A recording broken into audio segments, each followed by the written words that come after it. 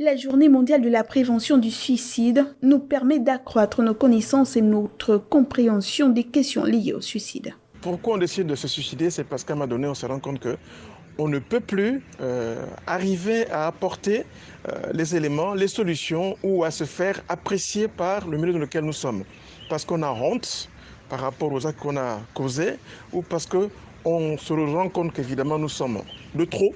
À l'échelle mondiale, on estime qu'un suicide a lieu toutes les 40 secondes et une tentative toutes les 3 secondes, ce qui correspond à 1 million de suicides chaque année. Une véritable crise interne. Le suicide n'est pas une lâcheté. Beaucoup vont dire qu'évidemment c'est quelque chose de lâche. Non. C'est parce qu'à un moment donné, on n'arrive plus.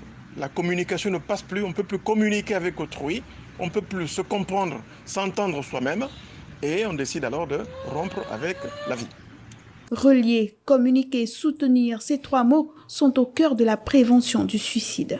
Continuons à cultiver les relations qui sont nôtres dans les groupes, dans les binômes que l'on crée dans la famille, qu'elle soit la famille proche ou que ce soit la famille élargie, de communiquer constamment, de se parler tout le temps et de comprendre au fur et à mesure que l'on parle que l'autre est en mauvaise posture, il va mal. Nous autres psychologues, nous sommes formés, c'est pour écouter, c'est pour aider.